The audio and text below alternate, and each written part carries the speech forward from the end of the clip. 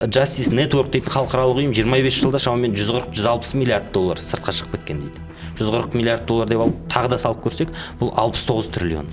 Бізде ресми органдарда, мемлекеттік органдарда сол нақты есебін білмейді шамасы. Біздің үкіметте осындай батыл қадамға жасай алуы мүмкін бе? Депутат ретінде ол қалай жүріп жатқанын білмеймін. Қара халық елдің ішінде ол тіпті мақұрым бұл ақпараттан. Ұлыбританияның қылмысқа қарсы ұлттық агенттігі Қазақстанның нақтырақ айтсақ бұрынғы президенті Нұрсұлтан Назарбаевтың қызы Дариға Назарбаева және де жиені Нұрәлі Әлиевтің Лондондағы сарайларын бұғаттауға қатысты ордер береді екен. Бас прокуратураның өзі бәлкім шыға алмайтын болса, бас прокуратура парламенттегі депутаттарға шығарады. Мысалы үшін маған шығарады. Жоғарыдағылар әрине өз адамдарын ұстап беруге құлықсыз. Сыйлайтын өзімнің әріптесім айтқан. Аналар қайтып келуі мүмкін ғой, ертең менің де бала шағам бар ғой деп айтыпты. Мәссаған. Ескі Қазақстан.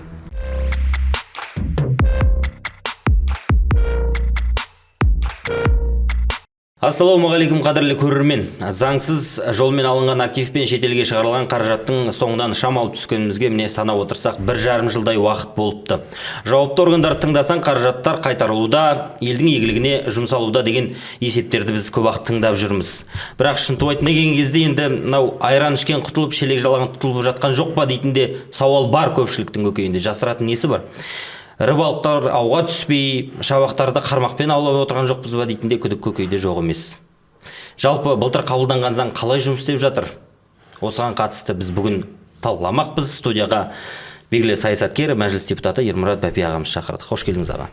Рахмет. Енді сізге сауал қоймас бұрын бірер деректерді айтып кетуіміз керек, көрермен де білсін. Мынау сыртқа шығарылған заңсыз активтер, қаражаттар туралы айтылған кезде дерек әртүрлі. Мысалы, Global Financial Integrity дейтін зерттеу тобы 2004-2013 жылдардың шетелге асқан заңсыз капиталдың көлемін есептеп көріпті. Ол жерде 164 миллиард доллар дейді. Бүгінгі курсқа салсаң, бұл 83 триллионнан асады екен. Ал тағы біреу Justice Network дейтін халықаралық ұйым 25 жылда шамамен 140-160 миллиард доллар сыртқа шығып кеткен дейді. 140 миллиард доллар деп алып, тағы да салып көрсек, бұл 69 триллион. Ал еркін экономистер тіпті 400 миллиард доллар кеткен дегенді де айтып отыр. Мұны есептесеңіз, тіпті төбе шашың тік тұрады, 200 триллион теңгеге дейін сияқты. Енді былтыр 1 триллион қаражат қайтарылды деді, жақында тағы да жарты триллиондай қаражат келді дегендей деректер айтылып жатыр. Бірақ мынадай үлкен сомалардан кейін ол тым аз сияқты болып көрмей ме? Негізі мына сыртқа заңсыз шығарылған дейміз ғой. Ұрланып жыланған активтердің мөлшері туралы шынында да деректер әртүрлі. Осы алғаш осы активтерді қайтару мәселесі көтерілген кезде бұрынғы әділет министрі Марат Бекетаев ресми түрде мәлімдегенде 160 миллиард деп айтқан. Бұл сол 22-ші жылдардың соңы, 23-ші жылдың басындағы есеп мөлшері бойынша. Бұл 80 триллион теңгедей. Иә. Негізі ашық ақпаратта әртүрлі деректері бар. Соның ішінде көбірек айтылатыны 200 миллиард деп айтылады. Ал егерде 95-ші жылда, 95-ші жылдан бастап есептесек, осы 20-ші жылға дейін аралықты мөлшерге алсақ, бұл уақытта жаңағы 400 миллиард дедіңіз ғой, соның мөлшері келеді. Бәлкім енді біз бұлай нобайлап айтамыз ғой, доғал есеп кішкене. Оны ешкім шотқа қағып есептеген жоқ. Бізде ресми органдарда, мемлекеттік органдарда сол нақты есебін білмейді шамасы. Бірақ мөлшермен сол жаңағы кезінде жасалған келісімшарттар, сыртқа лаққан, сыртқа шығарылған жаңағы әртүрлі келісімшарттардың негізіндегі соманы есептегенде сол 400-ден асып кетуі мүмкін. Даже кейбір деректерде 500 миллиард дегенде айтылған дерек бар. Қалай болған жағдайдың өзінде де өзіңіз айтып отырсыз, жаңағы 1 миллиард. Негізі 1 миллиард емес, осы 2 жылдан бері деп айтады. Негізі активтерді қайтару комитеті де, бас прокуратура да 2 жыл деп айтады. 2 жылдан бері 1,5 триллион қайтты деп осы бір ай бұрын ғана сондай деректер айтылды. Ал енді өткен аптада тағы да 500 миллиардтан сәл астам әлде бір тұлғадан қайтты деді. Оның кім екенін айтылмайды. Сонда сол 2 жылдары олардың айтып отырған. Сонда 2 триллион. Оның 1 триллионы жаңағы кім Қайрат Сатыбалды мен Қайрат Боранбаевтан қайтқан сома 1 триллион асады екеуінен. Мыс айтқанда, бұл енді біз ешкім оны қолмен санап, көріп көзбен онда есептеп көрген жоқ. Біз ресми органдардың айтқанына не сенуге, не сенбеске ғана илажымыз бар, басқа амал жоқ. Басқа бақылаушы бір қоғамдық немесе бір тәуелсіз зерттеу немесе эксперт ұйым ешқандай ондай жоқ. Сондықтан біз осы мемлекеттік органдардың әсіресе жаңағы мынау активтерді қайтару жөніндегі комитеттің директоріне сілтеме жасаймыз. Сол бойынша 2 триллион деген оның үстіне егер 2 триллионы болса, бұған дейін өткендегі бір аптадағы бұрынғы жарты триллионды қосқақ 2,5 триллион актив қайтқан. Сіз қалай баға бересіз? Аз ба, көп пе болса? Бұл енді егерде бізде сыртқа жылыстаған, жаңа ұрланған, жыланған активтер 200 миллиард доллардың көлемінде есептесек, соны негізге алатын болсақ, біз мына қарқынмен енді 200 жылда біз қайтарып болмаймыз. Еуропалық кеңес елдерінде мынадай бір қызық практика бар екен. Азаматтар өзінің капиталының шығуының тегін дәлелдей алмаса, автоматты түрде оған санкциялар салынады және де тәркіленеді дейді. Қызық практика, жақсы практика сияқты болып көрінеді қазір біздің реалиде. Енді біздің үкіметте осындай батыл қадамға жасай алуы мүмкін бе? Жасай ала ма? Бізде негізі соңғы енді сіздің сұрағыңыз неден туып отыр? Сіздің сұрағыңыз осы активтерді қайтару жөніндегі ақпараттың тапшылығынан туындап отыр. Негізінде комитетте жаңа активтерді қайтару, одан кейін активтер қайтару жөніндегі үкіметтік комиссияда ол жабық жағдайда жұмыс істеп жатыр. Қазір бас прокурордың аузынан, одан кейін жаңа активтерді қайтару комитет төрағасының аузынан біз естіп қаламыз, мынау необъяснимое богатство дейді. Енді бұлай айтып дәлелдеп бере алмайтын. Осы сіздің айтып отырған жаңа Еуропа елдеріндегі өзінің қаражатын дәлелдей алмаса деген тұрғыдағы сөз бізде осылай түсіндіре алмайтын, жаңағы дәлелдей алмайтын активтер деген тұрғысында қазір қаралып жатқан көрінеді. Онда мен мысалы үшін өзім депутат ретінде ол қалай жүріп жатқанын білмеймін. Қара халық елдің ішінде ол тіпті мақұрым бұл ақпараттан. Сондықтан бұл жөнінде мен өзім ойым, мына президенттің бастамасын, идеясын жүзеге асыру барысында тиісті мемлекеттік жаңа құзыретті өкілетті органдар жиі халыққа ақпарат беріп отыру керек. Қалай болып жатқаны жөнінде. Тіпті кейбір тұлғалардың атын атауға да болады деп ойлаймын. Мысалы, актив қайтарылғаннан кейін. Қазір біз білмейміз, кімнен алып жатыр. Кімдерді қазір обработкаға қой дейді ғой. Ол кімдермен жұмыс істеп жатыр. Тіпті жарайды білмей-ақ қояқ. Бірақ кімдерден қандай ақша түсті, қандай активті қайтып келді, о жағынан тағы да мақұрымыз. Ал енді оның осындай қараңғылық, осындай бәрін бір көбелеп қойған жағдайда халықта, қоғамда әрине күдікті ой туады. Ол қайда кетіп жатыр? Ал енді қазір тиісті органдар осылай мектеп салуға, емхана, әлеуметтік нысандарға жұмсалып жатыр деп айтады. Оны да тағы білмейміз. Ол қайда кетіп жатыр? Қалай жұмсалып жатыр? Соған осы тұрғыдан келгенде мен ойлаймын, жаңағы қайтқан активтерді аккумуляция жасайтын негізгі қор бар ғой. Жауапкершілік шектеулі серіктестік дейді, 100% үкіметтің қарамағындағы. Соның құрамында, басқарма құрамында қоғам мүшелері болу керек. Үкіметтік комиссияда қоғамнан 2 адам бар. 2 депутат бар, бір сенаттан, бірі мәжілістен.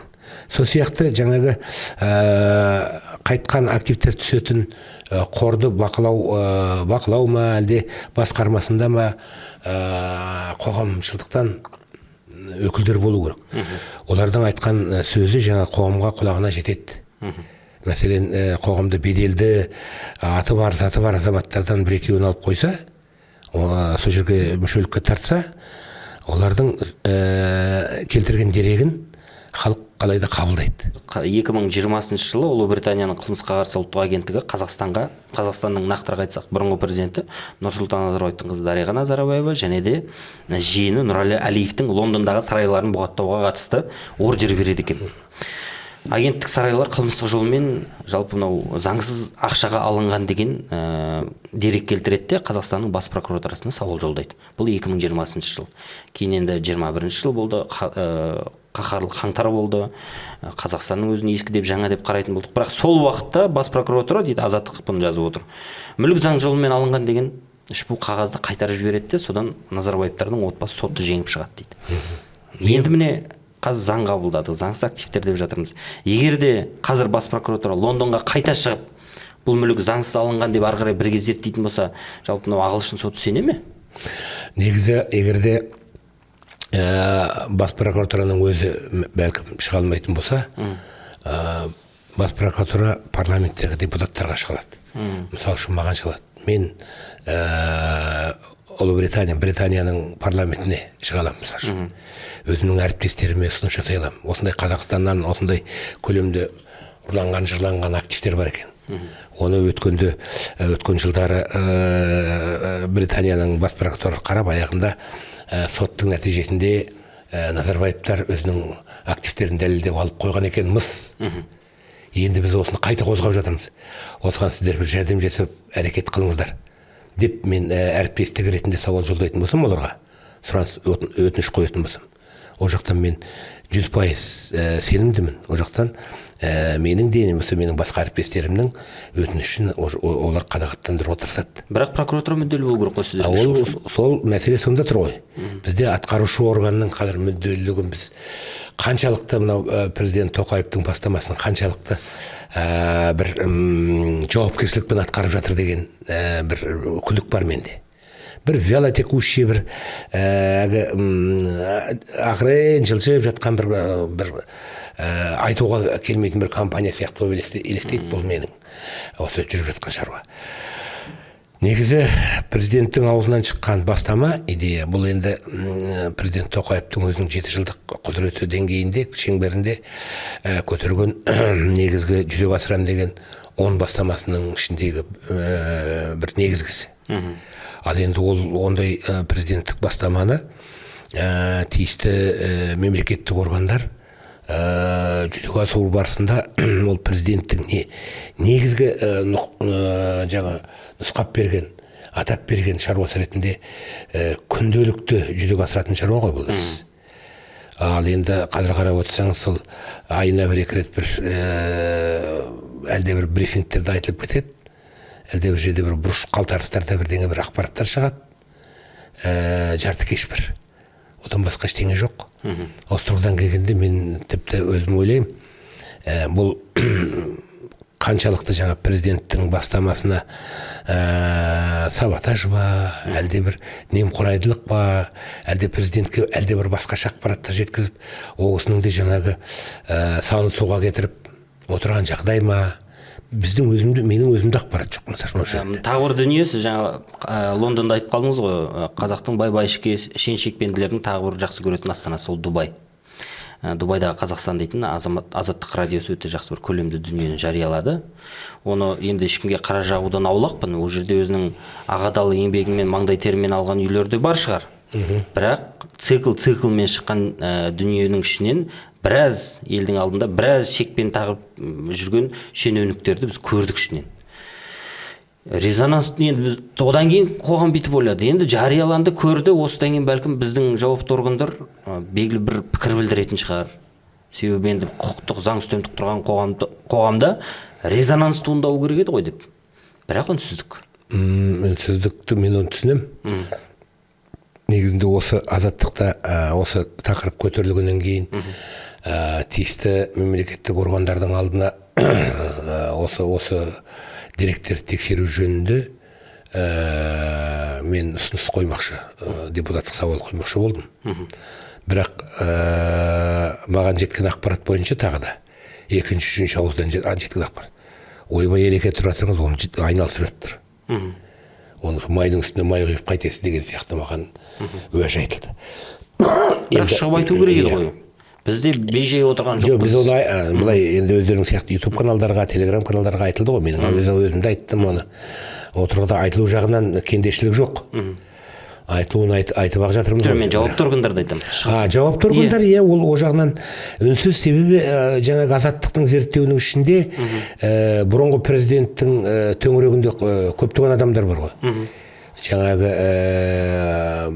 бала шағасынан басқа, туған туысқаннан басқа да жаңағы жарлы жақыбайлары бар деген сияқты. Сіздің пікіріңізге қатысты міне Қазақстан заң кеңес қауымдастық кеңесінің төрағасы Фарит Алиев былай дейді, цитата келтірген. Посткеңестік елдерде құқық қорғау органдарының саяси рұқсатпен ғана жұмыс істеу практикасы қалыптасқанын барлығымыз білеміз. Ол Қазақстанда да солай дейді.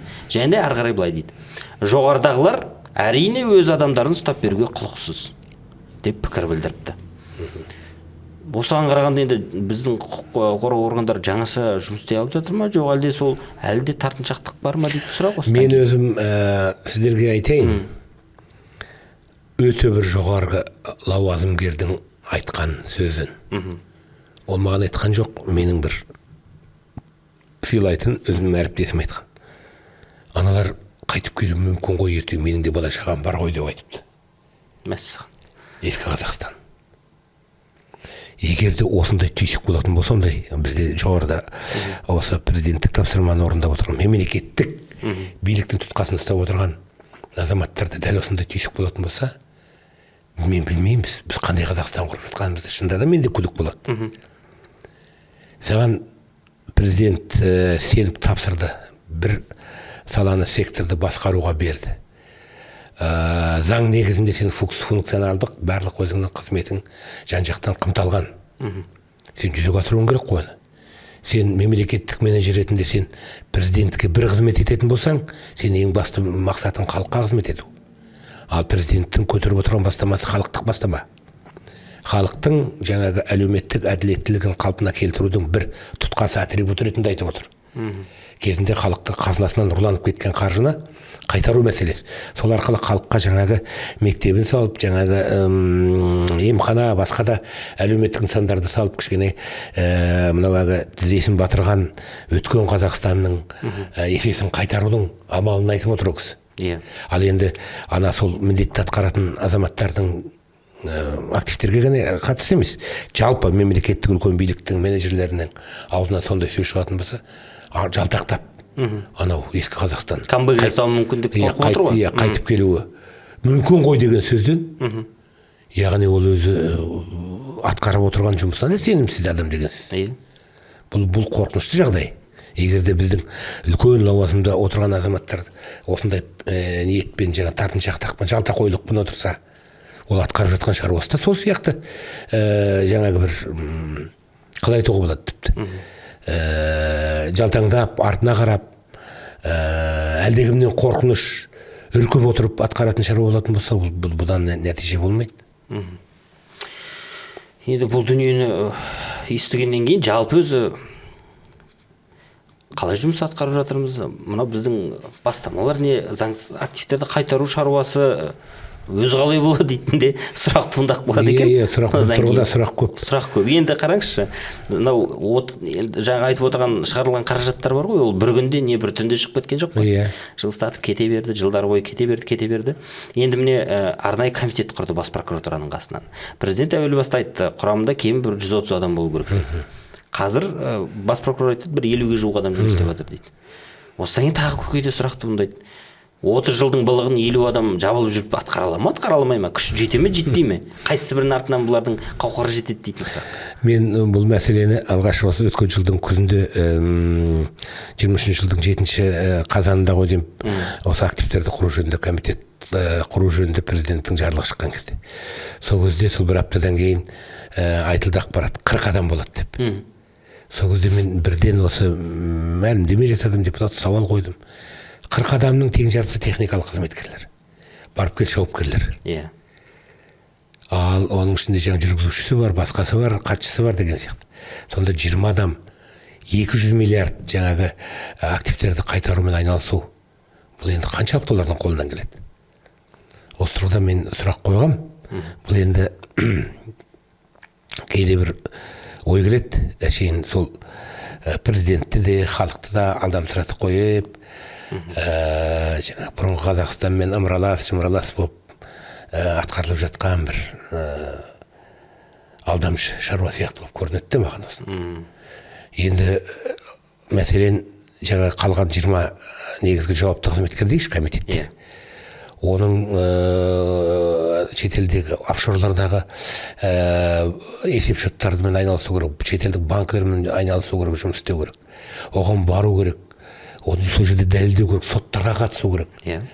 Соттарда Қазақстанның актив екенін дәлелдеу керек. Бірақ мемлекет емес қой жерде. Бірнеше мемлекетпен жұмыс істеу керек қой. Сондықтан осы тұрғыдан келгенде мен әрине енді атқарушы билік қалай істеп жатқанын білмеймін жаңағы жұмысты. Бірақ жаңа өзің айтып отырғандай 40 адам ол енді сондай бір дүниені қопарып тастайтындай күш емес қазір. Оның кейін жаңа өзіңіз айтып отырсыз недегі Дубайдағы, Эмираттағы активтер жөнінде. Оны да тексеруге адам керек қой, күш керек, арнаулы мамандар керек. Енді аға өзіңіз айттыңыз, жаңа елдік мәселелерді айтуға қатысты келген кезде кішкене сізден тартыншақтайды. Ұзақ жыл оппозицияда жүргеніңіз бар, басқасы бар, бірақ елдік мәселе енді ол қарабастан қам емес, елдік мәселемен дүниелерді айтқым келеді деп. Одан кейінгі тағы бір әлеуметтік желіде осыдан біраз уақыт бұрын бір видео шықты. Шетелдегі қалдалы елден кеткен азаматтармен оппозицияның бір топ өкілдерімен өткен бір жиын, ол қателеспесем Лондонда болған ғой деймін. Сол видеода біраз азаматтардың төбесін көрдік, Қажыгелдин, Рысқалиев сияқты азаматтар. Ол жерде сіздің де жалпы болған деген сияқты ақпарат тарады. Енді осыған қатысты бір ашып айта аласыз, ол қандай жиын? Бұл енді бұл болғалы біраз болды, ол енді 4-5 жыл болып қалған дүние. Бұл жерде ешқандай инвестициялық немесе қаражат мәселесі талқыланған жиын болған жоқ işte. Бізде мынау бұл яғни ескі видео болып тұр ғой. Ескі. Оны жаңартып қайта салды ғой. 2019 жылы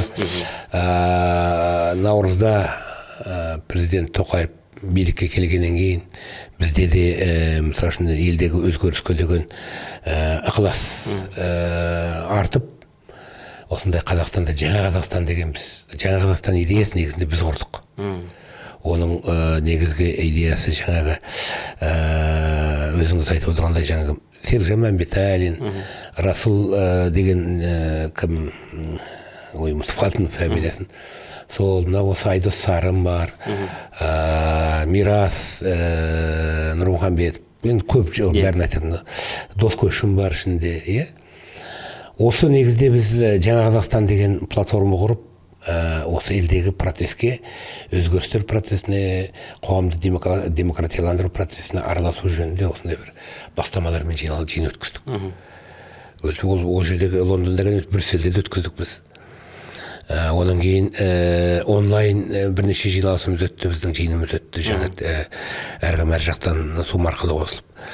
Сондықтан бұның ешқандай жаңа активтерге қатысы жоқ. Бұл тек қана елдегі саяси жағдайға араласу, біз конструктив тұрғыда өзіміздің бастамамызбен тіпті осы жаңадан келіп жатқан билікке көмек тұрғысында кірісейік осыке дегендей жақсы бір ықыласымыз болды. Бірақ енді ол мынау билік тарапынан дұрыс қабылданбады, бізді жаңа кеудеден итерген күйі жолатпады деген сияқты. Сондықтан жаңағы сіздің айтып отырған видеоңыз, оның негізгі видео форматын алғанда бас аяғына авторлық жаңағы за кадрым текстер дейді ғой, кадрдың сыртына текстерді. Өздерің сол журналистер алып, неше түрлі контекстпен беріп жатқан жағдай ғой. Бірінші президент туралы айтып қалдыңыз ғой, мына сұрақты қоймас бұрын бірер дерек келтіруім керек болады. Сәл уақытыңызды алам, көрерменде уақыт алам, себебі саралап 23 жылдың 24 енді орындаймыз ғой, 23 жылдың қорытындысын бір шолып шықтым. Мемлекеттік төңкеріс жасаймын деп жасады деген күдікке ілінген Мәсімов 18 жылға сотталды, біраз жер тергеу әлі де жүріп жатыр. Қайрат Сатыбалды мемлекетке 1,6 миллиард доллар қайтарды да түрмеден шықты, шартты түрде 3 жыл қалды. Қайрат Боранбаев құдасы 90 миллиард теңгенің активі мемлекетке қайтарды да қазір шартты түрде жазаға алмасты. Клубы жақында ғана чемпион болды еліміздің. Экс-әділет министрі, сіз жаңа айтқан Марат Бекетаев бюджеттің қаражатын талан-таражға жіберді. 1 жыл болды, бүгін шолып шықтым, әлі қорытынды шықпаған. Істі жалғасып жатыр. Аш адам ұлы туынды шығарады дейтін Арыстанбек Мұхамедиұлы 8 жылға кетті. Мәдениет министрі 221 миллион ұрлаған, жартысын қайтарған. Кейін мынау өзіңіз білесіз, Қонаев пен Ақмешіттің қиылысында тұрған дипломат дейтін қонақ үйді рейдерлік жолмен тартып алған. Мәдениет министрі рейдерлік жолмен тартып алған деген ақпараттың өзі қызық. Одан кейін мәжіліс депутаты болған, кезінде еңбек және әлеуметтік қорғау вице-министрі болған Нұржан Әлтаев, Абылай Мырзахметов екеуі біраз қылмысқа қатысы бар деді. Әлтаев 10 жылға сотталды, Абылай Мырзахмет 5 жылға сотталды. Екеуіне байланыстырады деп қарасаңыз, біраз жыл орысша айтқанда покровительство дейді Әлтаевтың Мырзахметовке, біраз лоббилар жасаған, Әлтаев алған, Мырзахметов берген. Мырзахметовтың өзін ары қарай қазсаң, кезінде көлік министрі болған қтж мен, мына жерде қызық қараңызшы, қтж қызметкерлерімен бірге дейді, сол кезде 2002 жылы тағылған айып. Мемлекеттің ақшасын жеді, 1 қылмыстық топ құрды, 2 жалған кәсіпкерлікпен айналысты деп, 3 дейді, кінәлі деп танылады, түрмеге отырмайды, 5 жыл шартты түрде сотталады, шығады. Араға 10 жыл салып Атамекен кәсіпкерлер палатасының төрағасы болып бірақ шықты. Кейіннен сотталды. 22 жыл Боранбаевтың соты болып жатқан кезде оның ағасынан түрмеден алып шығам деп 30 миллион доллар алған тағы бар. Енді бұл адамдарды мен неге айтып отырмын? Біздегі бір кісіні білесіз, Ли Куан Юді жақсы цитата келтіретін. Сол кісі сияқты болғысы келеді. Сол кісіде мен де бір цитата келтірсем, сұрақ қоярдың алдында. Егер билік басындағы жемқорлықты құртпаса, онымен күресу еш нәтиже бермейді дейді. Мына тұлғалардың барлығы мен сізге айтып шықтым, бұл бір парасы ғана. Осыдан кейін енді жалпы нәтиже бере ме, бермей ме бұл күрес? Сіз не ойлайсыз? Жалпы мен осы былтырғы жылы бір бастама көтердім. Парламентке келгеннен кейін күзде былтыр. Негізінде қазіргі саяси билікке иллюстрация жасау керек. Саяси билікті саралап шығу керек. Бәрін зерттеп, тексеріп, кім, қалай, қашан, не істеді, не қойды деген тұрғыда, ол үшін иллюстрация туралы заң болу керек. Ол заңды әрине бастама көтеретін негізгі топтар, депутаттар болу керек. Процедура бойынша жаңағы белгілі бір мөлшерде кворум болу керек. Оның бәріне қазір, мысалы, жаңа тәуелсіз депутаттардың құдіреті жетпейді. Менен сұрайды, қоғамнан сұрап жатыр, неге осы көп сұрақ болады, неге сіздер осы соны, сіз деп маған айтады. Сіз көтеріп соны неге жүзеге асырмайсыз дейді. Мен жаңғыз депутат, егер де мысалы, тіпті 10 депутат болсын, оны жүзеге асыру мүмкін емес, себебі парламентте бәрі консенсуспен қабылданады. Заңның бәрі дауыспен қабылданады. Сондықтан бұл жерде тұрған келгенде әрине бір проблемалар бар, біз оған жетеміз әлі. Бұл енді бірден әгі асатпай жатып қолдық жоқ дегендей, әрине бәлкім қоғамда, билікте оған пісіп жетпеген шығар әлі. Бірақ дегенмен қалай болғанда да бұл билікті, саяси элитаны иллюстрациялау мәселесі әлі алда болады деп ойлаймын. Енді оған қаншалықты жоқ маңды екенін дәл кетіп айта алмаймын, бірақ бәрібір қалай да болады, онысы жүзеге аспайды. Жетіп үлгереміз бе мәселе, Ермұрат аға? Мен ойлаймын, біз бұған менің өзімнің бір мөлшерім бойынша осы бір 3 жылдың көлемінде қозғалады бұл мәселе. Менің мөлшерім бойынша президент Тоқаевтың құзыреті, 7 жылдық құзыреті бітетін уақытқа бір жарым жыл қалған кезде, 1 жыл қалған кезде бұл мәселені саяси биліктің өзі көтереді деп ойлаймын. Менің енді сондай бір үмітім, не деуші еді, үлбіреген үмітім ғой. Иә, солай болады деп соған сенгім келеді де. Өйткені иллюстрация мәселесін бір күштеп мына төбеннің бастамасымен тізеге салып жүзеге асыру мүмкін емес. Ал идеалды сценарийді ол қалай іске асады деп ойлайсыз? Қалай іске асу керек? Мен ойлаймын, жаңағы Ли Куан Ю сияқты биліктің басынан басталу керек. Өзі. Немесе парламент басым дауыспен осыны атқарушы билікті мәжбүр ету керек. Жаңа заңды қабылдап. Ондайға біз жеткен жоқпыз. Біз енді қазірдің өзінде соңғы парламент мен өзім айтайын сізге сайланды ғой. Бұнда көп мәселелер көтеріліп жатыр. Қазір халықтық, әлеуметтік тұрғыдағы әрине мәселелер көп көтеріліп жатқан. Әрине біз саяси тұрғыда көтерілетін мәселені шектеп жатырмыз. Шектеліп жатыр ол. Ол енді жеке бір депутаттардың кінәсі емес. Бұл жалпы біздегі 30 жылдың көлемінде қалыптасқан жүйені жаңа сындырудың проблемасынан туып отыр. Ол бір жерін жаңағы жөндесең екінші жеріне кезегі келіп қалады. Сол сияқты бір өзінің кезегін күтіп тұрған шаруа деп ойлаймын. Сондықтан егерде дәл осы парламенттің екпіні қазіргі аяқ алысы осы жаңылмайтын болса, бұған біз 2-3 жылда жетеміз. Ол енді әрине бастама көтеріп қазір қоғамды дүркіретіп, мен немесе басқа бір депутат айтып мәселе көтеруге болады, күн тәртібіне шығаруға. Бірақ ол қаншалықты қабылданады? Оны дүрілдетіп жаңағы жеке адам, жеке депутат өзіне бір атақ дәреже қоғамның алдында жинап алады, бірақ ол нәтижесі болмайды ғой. Нәтиже болмағаннан кейін дабырағып қажеті қанша? Сондықтан өзі мына саясат деген дүние өзі мәміленің әңгімесі ғой. Қандай да қалай болғанда да осындай үстелдің басында 2 жақ, 3 жақ, 4 жақ бола ма? Мәмілеге келмейінше бұл бір мәселе сондай бір дүркіреп жүріп кетеді деп ойламаймын. Қазақстанның жағдайында тем более. Енді қалай болғанда да халықтың өзгерісті қалайтыны ол қалыпты нәрсе, және де ол сұрауды жөн негізі. Жалпы мемлекетте өзгеріс енді түрлі саясаткерлер айтады, философ пәлсапашылар айтады, 2 жолмен жалпы мемлекет өзгеруі мүмкін. Біреуі эволюциялық жолмен, біреуі революциялық жолмен дейді. Жаңағы сұрап отырғаным сол ғой, эволюциялық жолмен өзгеріске бізде уақыт жете ме? Себебі кейбір азаматтар сіз айтып отырғандай артқа жалтақтап ескі Қазақстан қайта келеді дейтін болса, мынау бастамалардың барлығы әдірем қалмай ма дейтін күдіктің бары содан ғой. Жоқ, егерде саяси билікпен мынау өкілетті билік дейміз ғой, парламент арасында мәміле табылатын болса, бұны жүзеге асыру соншалықты бір күрделі шаруа емес. Бұл осы жерде мәміле керек бірінші кезекте. Бұл жаңағы бастама кімнен шықса да оны қолдау керек. Жаңғыз осы қоғамдағы 3 билік, жаңа сот билігі, өкілетті билік, атқарушы билік дейді ғой.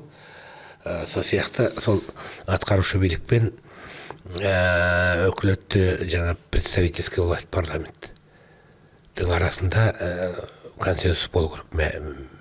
Келісім осы мәселені жүзеге асырамыз деген. Парламент көтеріп атқарушы билік қарсы болатын болса, бұл бізде заң бойынша онда саяси дағдарыс болады. Саяси дағдарыстың нәтижесінде парламент тарқайды, немесе үкімет тарқайды. Иә, енді оның әртүрлі несі бар, процедурасы бар. Бірақ одан біз қоғамды теңселтеміз. Қоғамды дүрліктіреміз. Онсыз да қазір жаңа қымбатшылықпен мынау экономикалық дағдарысқа тап болып қиналып несиенің қамытын киген халықты дүрліктіріп алаңға шығарамыз. Алаңға шығара алмаймыз, алаңға шығаруға мәжбүр етеміз. Сондай бір себеп салдар тудырамыз. Бізге дәл қазіргі жағдайда бюджет тапшылығы бізде бюджеттің 1/3 бөлігі болып тұрған жағдайда, біз әлеуметтік саланы қамтамасыз етудің проблемасы туып отырған жағдайда, біз қоғамды теңселтіп қаншалықты қажеттілік бар? Мен осылай түсінемін. Егер де бізде экономикалық тұрғыда жағдайымыз тәуір болатын болса, халықтың мысалы үшін жаңағы сондай мына несие кіріп тарлығына тап болғандай қазір қиындық болмаса, онда біз жаңа саяси шаруаларымызды халықтың көмегімен, қоғамның көмегімен, биліктің араласуымен жүзеге асыруға болады. Ал қазіргі жағдайда егерде біз мысалы үшін осы халық, парламент, билік үшеуінің арасында мәміле болмай, мәміле болғанда ол аужыласып кету емес мәселе. Мәселе соны жүзеге асыру жөніндегі бірліктің болуы, ой, сана бірлігінің болуы.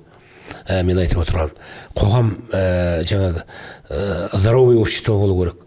Ол конструктивті ойлармен биліктің идеясына, немесе парламенттің идеясына қосылу керек. Қазіргідей емес, жаңағы әлеуметтік желіде депутаттарды жағадан алып жаңағы неше түрлі эпитетпен сыбап жататын жағдай болатын болса, қазірдің өзінде парламент пен мынау әлеуметтік желідегі қоғамның арасында соншалықты бір мәміле бар деп айта алмаймын. Кикілжің көп. Осы әлеуметтік желіде аталатын бір 5-6 депутат болатын болса, оны елдегі жыртық тесіктің бәрін апарып тағады. Су ақпай жатса да апарады, свет жоқ болса да апарып тағады, тықпалайды. Тіпті бір жерде бір әшейін бір бытовой тұрмыстық бір мәселе болып жататын болса, ішінде астында кім? Ренат Зайытов, Ермұрат Бапи, тағы да бір 4-5 депутаттың аты тұрады тізіліп.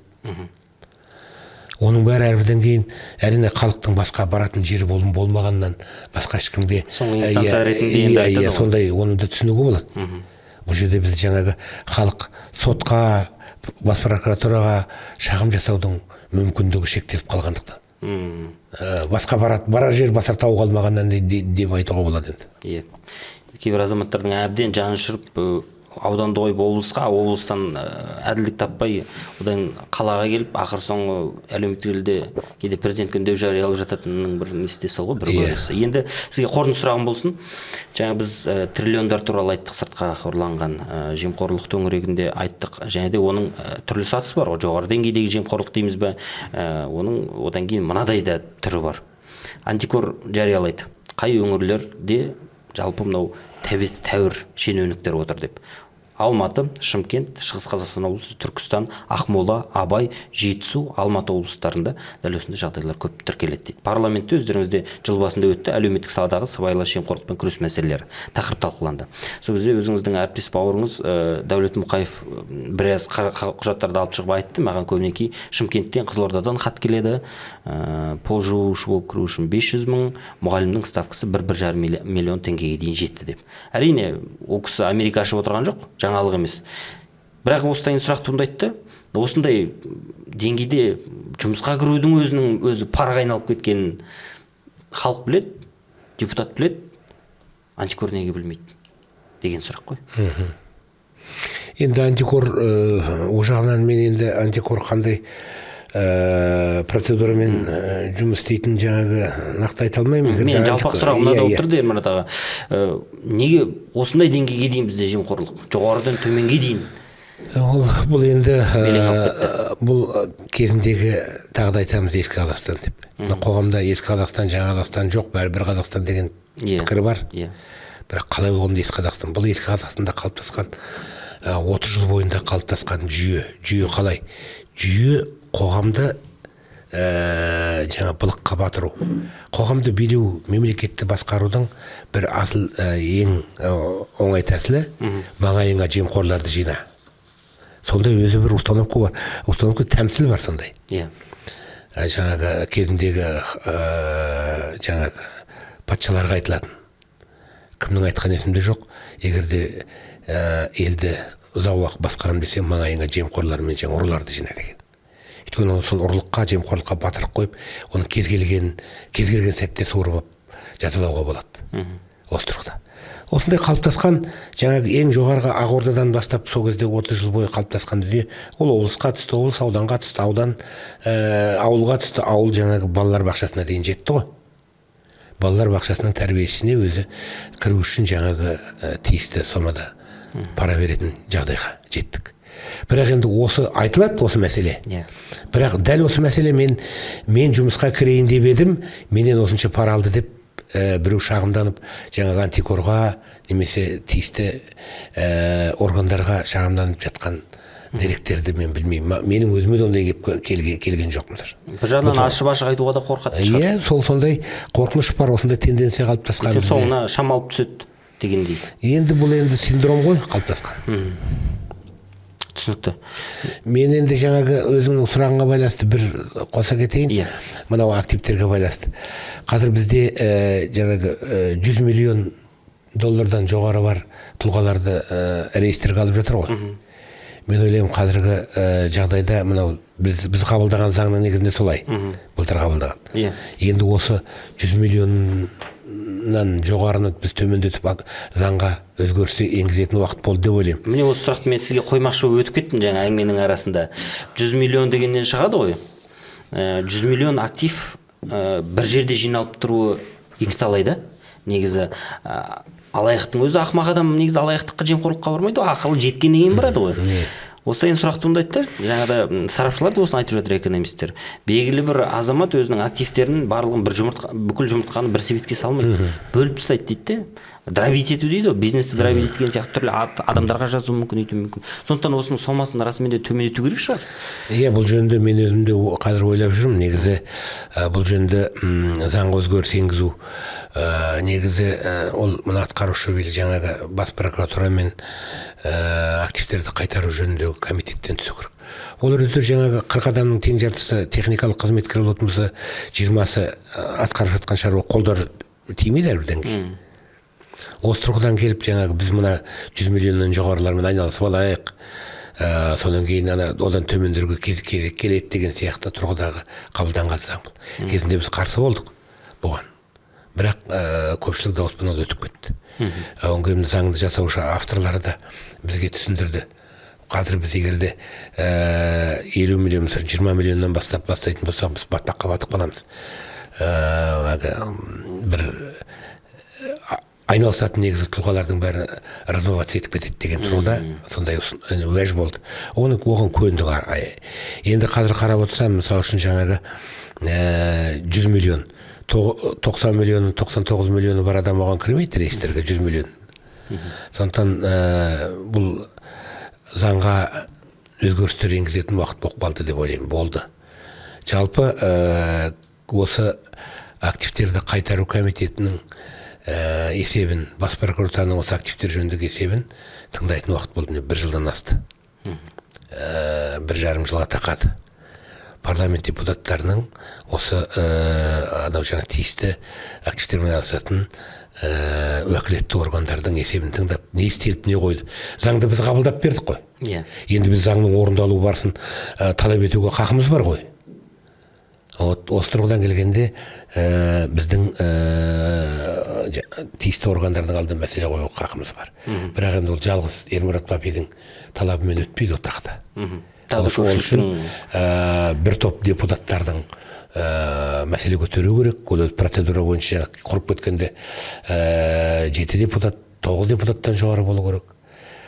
Ал енді оның бәрі мен қазір неге 9 депутат, немен 7 депутат жиналмайды дегенді айтатын болсам, мен өзім әріптестеріме тиіп кетемін. Этикет деген не бар. Ол қай партиядан сайланса да қалай сайланған да мәселе емес. Біз бәріміз бір құқықпен, бір құзыретпен жүретін азаматтармыз, депутаттармыз. Сондықтан енді анау керемет, мынау төмен, мен жақсымын, ана қалғандары жақсы емес деген дүниеде мұншада айтып отыру. Бұл депутаттық қана емес, бұл азаматтық, адами тұрғыда дұрыс әңгіме болмайды. Жоқ, бірақ енді сұрау келетінде енді уақыты расымен де болып тұр ғой. Сіз айтып отырғанды шілдеден бері 1 жыл тағы өтті. Міне 1,5 жыл қорытындыланып жатыр. Ендігі бір келіп сіздердің алдыларыңызда. Біз оған, мен ойлаймын, бұл бастама айтылды, әңгіме болды, депутаттардың арасында болды бұл әңгіме. Біз бұған келеміз. Енді жаңағы бірден бәрін жүзеге асырып тастау Қазақстанның дәл қазір жағдайында мүмкін емес қой. Реалмен қарау керек те жағдайға. Іштен шалып жан басқалы бұрып соғатын емес бұл жерде. Бәрін сәтіне салып, жаңағы ыңғайына қарап, бір ситуативні жағдайлар қарамаса, ол анау асықтырып, немесе бір жаңағы тезірек жүзеге асыра қою деген жағдай бізде жоқ. Сондықтан мен сәті келеді деп ойлаймын. Мен бұл жөнінде депутаттардың арасында әңгіме болды. Біз осы келесі сессияға дейін мүмкіндігінше осы тиісті құзыретті органдардың есебін тыңдап көруіміз керек. Тіпті мүмкін, тіпті құпия болатын болса, біз құпия жағдайда өткізейік, жабық жағдайда өткізейік. Бірақ депутаттар тиісті жаңа мемлекеттік органдардың есебін не істеп не қойып жатқанын білсін. Заңды біз шығарып берген заңның қалай орындалып жатқанын, қандай проблема бар, немесе қандай көмек керек тағы парламент депутаттарының тарапынан. Осы тұрғыда біз ақпарат алуымыз керек деп ойлаймын. Ермұрат мырза, расымен де ақпараттық вакуум болған жерде ең қиын нәрсе сол ғой. Ақпараттық вакуум болған жерде қосымша басқа ақпараттарды ішіне салып жүру оңайырақ болады. Сондықтан айтып отырған талабыңыз орынды. Сізге алғыс айтамыз аға. Уақыт тауып келгеніңізге. Көпшіліктің көкейіндегі біраз сауалды да қойдық деп ойлаймыз. Бүкпесіз жауаптар тыңдай алдық деп есептейміз. Ісіңізге табыс тілейміз. Рахмет. Сіздерге де табыс тілеймін. Құрметті көрермен, білген дұрыс, кез келген дүниенің ақ қарасын ашып, бүгінгі мынау заңсыз қайтарылып жатқан, заңсыз шығарылған активтерді қайтаруға қатысты жасалып жатқан жұмыстарды ақпарат беттерінен өздеріңіз көріп біліп отырсыздар. Бүгін де біраз сауалды қойдық, мәселені көтердік. Сіздердің де көңілдеріңізден шығып жатыр ма? Қандай шаруалар жасалуы тиіс?